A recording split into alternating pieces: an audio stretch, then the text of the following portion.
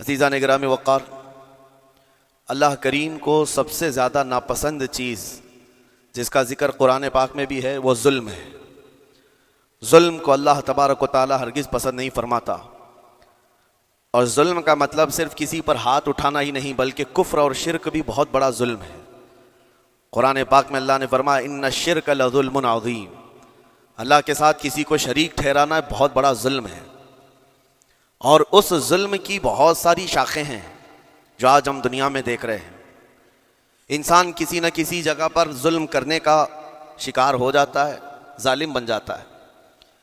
اور ظلم کی تعریف اگر دیکھیں عربی میں تو یوں کہا گیا وضع الشیء علی غیر محلہ، کسی چیز کو اس کی جگہ پر نہ رکھتے ہوئے، اس کی حیثیت کو اس کی حیثیت کی جگہ پر نہ رکھتے ہوئے دوسری جگہ پر رکھ دینا، یہ ظلم کہلاتا ہے۔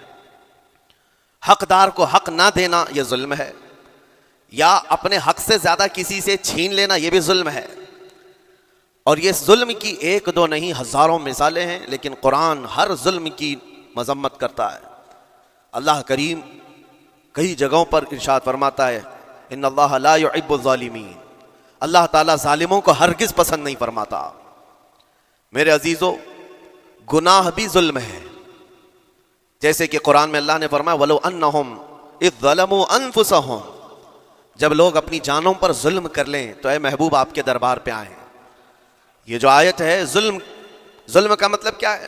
انسان جب گناہ کرتا ہے تو وہ اپنے آپ پر ظلم کرتا ہے۔ ظلم کی بہت ساری شاخیں ہیں، اور ظالموں کو اللہ پسند نہیں فرماتا، چاہے وہ اپنے اوپر ظلم کیا ہو یا کسی نہتے پر ظلم کیا ہو۔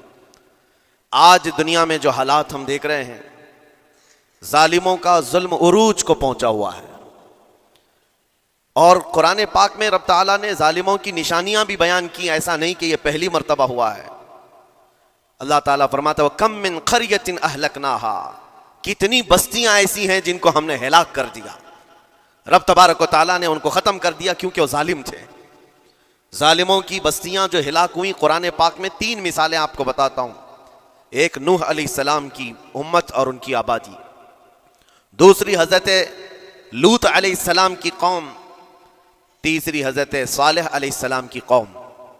یہ تینوں قومیں ایسی ہیں، گناہ میں تو تھی لیکن غرور بہت زیادہ تھا، گھمنڈ بہت زیادہ تھا۔ آج کے دور میں اگر کسی کے پاس پیٹروٹ میزائل ہیں اور بم بارود کی طاقت رکھتا ہے، نیوکلیئر پاور ہے، تو وہ یہ سمجھتا ہے مجھے کوئی شکست نہیں دے سکتا۔ یہ ہر دور میں ظالموں کا خواب رہا ہے، ہر دور میں ظالم اسی طرح کی فکر رکھتے ہیں۔ نوح علیہ السلام کی قوم بہت مضبوط قوم سمجھی جاتی تھی۔ اللہ تعالیٰ نے اپنے نبی کو جب حکم فرمایا کہ آپ ایک کشتی بنائیں بہت بڑی، تو وہ آپ کا مذاق اڑاتے تھے۔ یہاں دور دراز کہیں نہ ندی ہے، نہ نالا ہے، نہ سمندر ہے، کشتی کس میں چلاؤ گے؟ اللہ کے نبی کو پتا تھا کہ عذاب آنے والا ہے، اور اپنے ایمان والوں کو آپ ڈرا بھی رہے تھے، لیکن کفار و مشرکین غرور و تکبر میں ایسے تھے، یہاں تک کہ نوح علیہ السلام نے اپنے بیٹے کو بلا کر کہا جو کافر تھا، کہا میرے ساتھ آ جا، یا بنی ارکم معنا ولا تکن مع الکافرین، بیٹا ہمارے ساتھ آ جا، کافروں کے ساتھ مت جا۔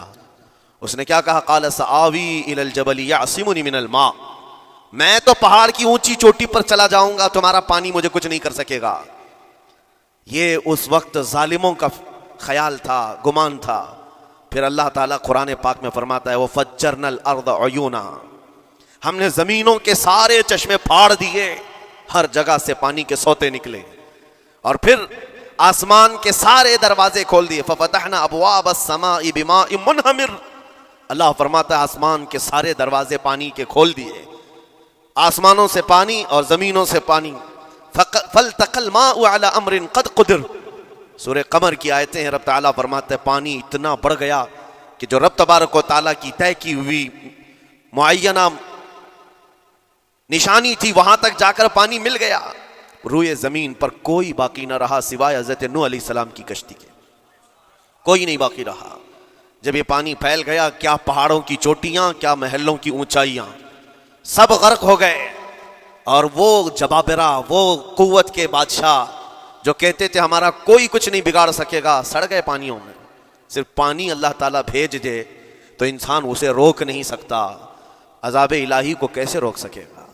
دوسری گھمنڈی قوم، غرور میں مبتلا قوم تھی، حضرت لوط علیہ السلام کی قوم جو بدکاریوں میں ملوث تھے، اللہ کا جب عذاب آیا تو قرآن پاک میں رب تعالیٰ فرماتا ہے وَأَمْطَرْنَا عَلَيْهِمْ حِجَارَةً مِّن سِجِّيلٍ، نوکیلے پتھروں کی ہم نے ان پر بارش کی، وَجَعَلْنَا عَالِيَهَا سَافِلَهَا، ان کی اونچائیوں کو اٹھا کر کے نیچے پلٹ دیا گیا، زمین کو فرشتوں نے اوپر تک اٹھایا اور اس کے بعد پلٹ دیا، یہ پوری بستی غرق ہو گئی، ختم ہو گئی۔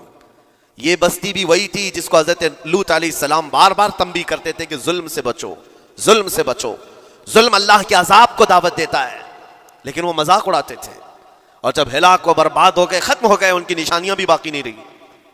وہ پتھروں کی بارشیں کہاں ہوئی تھی واللہ عالم، لیکن میرے عزیزو ہم نے دیکھا ہے جہاں یہ قوم آباد تھی اس علاقے کو آج بتایا جاتا ہے وہ جارڈن کا علاقہ تھا، بحر مردار، جہاں پر آج باقی ہے ڈیڈ سی۔ میں خود سفر پر دیکھا جارڈن کی ایک سرزمین پر گاڑی چلتی جا رہی ہے اور کالے کالے پتھر، جہاں تک نظر کرو صرف پتھر ہی پتھر ہیں، بہت نوکیلے، ایسے پتھر میں نے دنیا میں دوسری جگہوں پر نہیں دیکھا۔ آج بھی اسی طرح سے باقی تقریباً 100 کلومیٹر 150 کلومیٹر تک صرف پتھر ہی ہے، بیچ میں صرف ایک روڈ جاتا ہے، اس کے بعد نہ کوئی درخت دکھتا ہے، نہ کوئی عمارت ہے، نہ کوئی پہاڑ ہے، صرف پتھر، پتھروں کا صحرا ہے۔ آج کی اس صدی میں دیکھ کر کے ان پتھروں کو ہیبت طاری ہو جاتی ہے، جس وقت وہ برسے ہوں گے ان کی حالت کیا ہوگی۔ اور میں یہ نہیں کہتا بالضبط کہ یہ وہی پتھر ہیں جو برسے تھے، واللہ عالم، لیکن میرے عزیزوں نشانیاں آج بھی عذاب الہی کی موجود ہیں۔ تیسری قوم تھی قوم شعیب اور قوم صالح علیہ السلام، یہ دونوں قوموں کے بارے میں ذکر کرتا ہوں۔ حضرت شعیب علیہ السلام کی قوم صرف ناپ تول میں کمی کرتی اور کفر و شرک بھی کرتے، شعیب علیہ السلام ان کو روکتے تو وہ ان کا بھی مذاق اڑاتے، اور جب عذاب الہی کے آنے کی بات کیا تو جانتے ہیں کیا کہا انہوں نے؟ یہ وہ قوم تھی جو پتھروں کو تراش کر کے گھر بنا لیتے تھے، یعنی پورے کے پورے پہاڑ کو، پتھروں کا جو پہاڑ ہوتا ہے اس کو تراشتے تھے، اور ایک آدمی کا ایک گھر ایک پہاڑ۔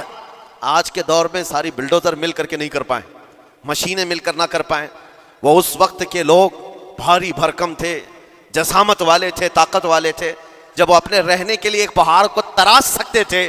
4000 سال پہلے کی بات کر رہا ہوں، اس وقت میرے خیال سے وہ اپنے زمانے کے سب سے بڑے ماڈرن لوگ یا ترقی یافتہ لوگ کہلاتے ہوں گے، سب سے زیادہ ترقی یافتہ کہلاتے ہوں گے۔ جیسے آج لوگوں کو لگتا ہے رشیا اور امریکہ بہت پہنچے ہوئے ہیں ٹیکنالوجی میں، اس دور کے وہ لوگ سب سے بڑی طاقت کے رکھنے والے تھے۔ جب حضرت شعیب علیہ السلام نے ان کو اللہ کے عذاب سے ڈرایا تو کیا کہتے تھے؟ عذاب وہی نا جو نوح علیہ السلام کی قوم میں آیا تھا، بارش آ گئی تھی، زمین سے پانی نکل گیا تھا تو پانی بہت ہو گیا تھا، یا پھر وہ جو لوط علیہ السلام کی قوم پر آیا پتھروں کی بارش، یا پھر ہواؤں کا عذاب۔ اگر یہ تینوں بھی آئیں تب بھی ہمارے ان پہاڑوں کے گھروں کو نقصان نہیں کر سکیں گے، ان کا اتنا غرور تھا۔ اگر پانی بھی آ جائے سمندروں کا، یا ہوا بھی تیز چلے، یا پتھروں کی بارش ہو، ہم تو بہت محفوظ قلعوں میں ہیں۔ اندازہ کرو میرے عزیزو 3000 4000 سال کے بعد آج تک مدائن صالح اور الاولا سٹی نام سے سعودی میں موجود ہے، ابھی تک وہ گھر موجود ہیں، تو اس زمانے میں کتنے مضبوط رہے ہوں گے؟ پتہ نہیں 3000 سالوں میں کتنے طوفان آئے، کتنے سیلاب آئے، لیکن ابھی تک وہ پہاڑوں کے گھر موجود ہیں، تو اس زمانے میں کتنے طاقتور ہوں گے؟ ان کا نشہ آسمان پر تھا، غرور چڑھ کر کے بول رہا تھا، کہتے تھے کہ اگر اس طرح کے عذابات آ بھی گئے تو ہمارا کچھ نقصان نہیں ہوگا۔ کون سا؟ نوح علیہ السلام کی قوم کا عذاب آ جائے، لوط علیہ السلام کی قوم کا عذاب آ جائے، یا پھر شعیب علیہ السلام کی قوم کا عذاب آ جائے، یہ صالح علیہ السلام کی قوم کی بات کر رہا ہوں۔ تو پھر ہوا کیا؟ اللہ کے نبیوں نے انہیں ڈرایا اللہ کے عذاب سے، باز آ جاؤ، اللہ وحدہ لا شریک کی طرف جھک جاؤ۔ وہ اکڑ تھی، غرور تھا کہ نبیوں کا مذاق کرتے۔ پھر ہوا کیا؟ قرآن کہتا ہے صرف ایک فرشتے کو اللہ تعالیٰ نے زمین پر اتارا، ایک فرشتے کو اتارا، اور اس کے بعد اس فرشتے نے ایک چنگھاڑ لگائی، ایک آواز کی، ایک آواز، صرف فرشتے کی ایک آواز ایسی تھی کہ جتنے اپنے مضبوط قلعوں میں گھروں میں موجود تھے، اس آواز کی ہیبت سے ان کا بھیجا کانوں سے باہر نکل آیا تھا۔ اور صبح کے وقت جب اس بستی میں جا کر کے دیکھیں تو سب کے سب اوندھے منہ گرے ہوئے تھے، ایک بھی اس میں سے بچا ہوا نہیں تھا۔ نہ نوح علیہ السلام کا طوفان آیا، نہ لوط علیہ السلام کی قوم پر برسنے والے پتھروں کا عذاب آیا، نہ ہی ہوائیں چلائی گئیں۔